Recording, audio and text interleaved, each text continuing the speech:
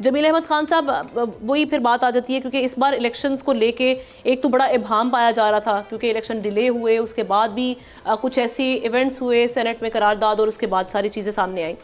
سر ابھی پھر اس کے بعد لیول پلینگ فیلڈ اور الیکشن کی شفافیت سے ابھی سے سوالات اٹھ رہے ہیں. اس بار یہ جو الیکشنز ہونے جا رہے ہیں اس سے پہلے ہی اتنا شور کیوں مچ گیا ہے, کہ آپ کیا سمجھتے ہیں, کیا وجوہات ہیں؟ دیکھیں جیسے ارشد وارا صاحب نے کہا ہے کہ لیول پلینگ فیلڈ جو ہے وہ کیسی لیول پلینگ فیلڈ چاہیے پیپلز پارٹی کو. ان کو چاہیے وہ جس طرح سے ہمیشہ سے وہ ریگنگ کرتے آئے ہیں الیکشن میں, اور ریگنگ کر کے ان کا ایک سسٹم چلتا ہے پورے سندھ میں, اور جیسے بلدیاتی الیکشن میں انہوں نے ریگنگ کی اور مطلب میئر جس طرح وہ لے کے آئے, ان کے پاس زیادہ نمبر آف سیٹس نہیں تھا, لیکن آپ کو پتہ ہے پیپلز پارٹی جو ہے وہ خرید و فروخت میں بلیو کرتی ہے, ریگنگ میں بلیو کرتی ہے.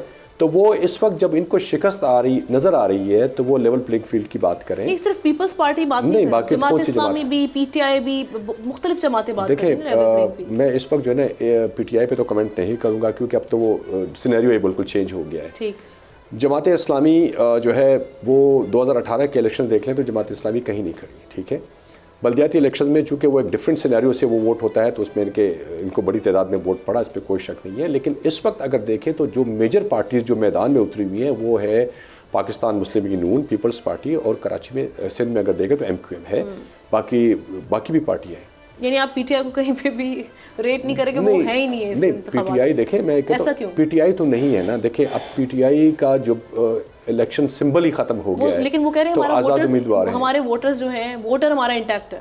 دیکھیں وہ ان کا کانسیپٹ ہوگا. میں سابقہ پی ٹی آئی سے میرا تعلق ہے اور میں نے نون لیگ جوائن کی, اور میں اپنے حلقے میں جاتا ہوں تو جتنا مجھے ویلکم ملا ہے اور جتنا وہاں پہ مجھے سپورٹ مل رہی ہے, میرے خیال سے اس کو آپ اگر کبھی سروے بھیجیں اپنی ٹیم کو اور وہ ملیر میں سروے کریں میرے حلقے میں تو آپ کو پتہ لگ جائے گا.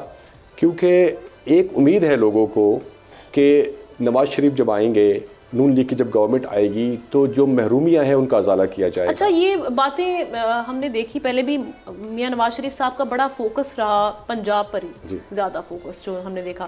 اگر دیکھا جائے کراچی جس طرح سے معاشی ہب ہے, کیوں یہاں پر جو ان کا اگر ٹریک ریکارڈ دیکھا جائے ویسے ان کا معاشی ٹریک ریکارڈ اچھا رہا اوور آل مجموعی طور پہ, لیکن کراچی کی طرف فوکس نہیں رہا تھا. اب ہم کس طرح سے کہہ سکتے ہیں کہ ایک کراچی کو بھی دیکھ لیں گے, کیونکہ جیسے پنجاب میں جو صورتحال تھی 4 سال بعد وہ میاں نواز شریف جب واپس آئے صورتحال ویسی نہیں رہی.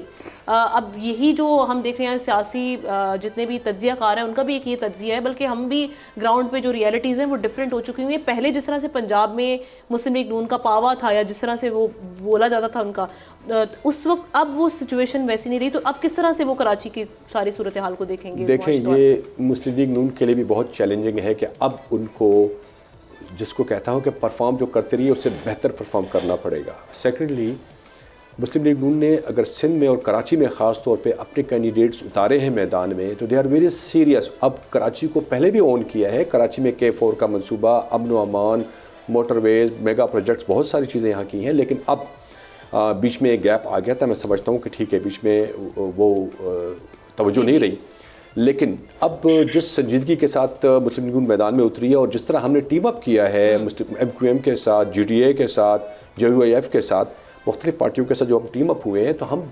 بیسیکلی ہم جو ہے ریئلٹی میں جو ہے کراچی کو جو ہے نا اس سسٹم سے آزاد کرنا چاہ رہے ہیں, سندھ کو جو ہے پیپلز پارٹی کے چنگل سے نکالنا چاہ رہے ہیں. ہم چاہتے ہیں کہ یہاں پہ جو حکومت بنے اس کے اندر اتحادیوں کا ایک بڑا رول ہو. تو آئی ایم شیور کہ اس دفعہ جو ہے سینیریو بہت چینج ہے, اور دیکھیں سیاستدان بھی اپنی غلطیوں سے سیکھتے ہیں, آگے جو ہے نا زیادہ پرفارم کرنے کی کوشش کرتے ہیں. سبسکرائب کریں اور بیل دبائیں تاکہ کوئی خبر رہ نہ جائے.